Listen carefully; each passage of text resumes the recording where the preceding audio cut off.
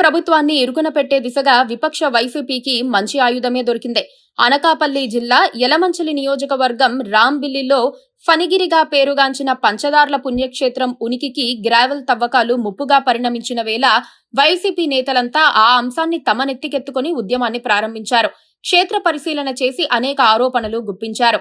ఉమ్మడి కడప జిల్లా వాస్తవ్యుడైన అనకాపల్లి లోక్సభ సభ్యుడు సీఎం రమేష్ దీని వెనుక ఉన్నారని వైసీపీ ఆరోపిస్తోంది.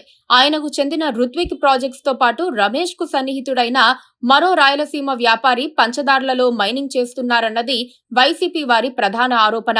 గుడివాడ అమర్నాథ్, కర్ణం ధర్మశ్రీ లాంటి వాళ్లు నేరుగానే రమేష్ పేరును ప్రస్తావించారు. దానికి తగ్గట్టుగా డిప్యూటీ సీఎం పవన్ కళ్యాణ్ ఆదేశాల మేరకు మైనింగ్ కాంట్రాక్ట్ ను రద్దు చేయడంతో వైసీపీ వారికి మంచి అవకాశము దొరికింది.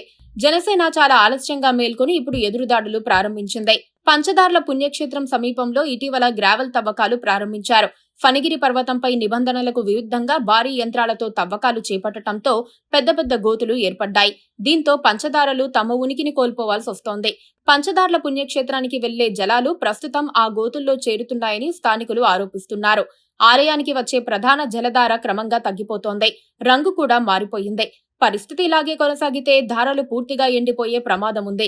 ఏటా కార్తీక మాసంలోనూ మహాశివరాత్రి పర్వదినాల్లోనూ పంచదార్ల పుణ్యక్షేత్రంలో ప్రవహించే 5 ధారలలో భక్తులు పుణ్యస్నానాలు ఆచరించి ధర్మలింగేశ్వర స్వామిని దర్శించుకుంటారు. ఫణిగిరి పర్వతం చుట్టూ ప్రదక్షిణ చేస్తూ ఉంటారు. ఈ కొండపై గ్రావెల్ తవ్వకాలపై భక్తులు ఆగ్రహం వ్యక్తం చేశారు. పాలకులు స్పందించకపోతే పెద్ద ఎత్తున ఉద్యమిస్తామని స్పష్టం చేశారు. దరిమిలా పంచదార్ల గ్రామ పరిధిలోని సర్వే నెంబర్ 1లోని 2.153 హెక్టార్ల విస్తీర్ణంలో గ్రావెల్ తవ్వకాలను శాఖాపరమైన సర్వే, వివరణాత్మక తనిఖీ పూర్తయ్యేంత వరకు తక్షణమే నిలిపివేయాలని అనకాపల్లి గనులు భూగర్భ శాఖ గురువారం ఆదేశాలు జారీ చేసింది.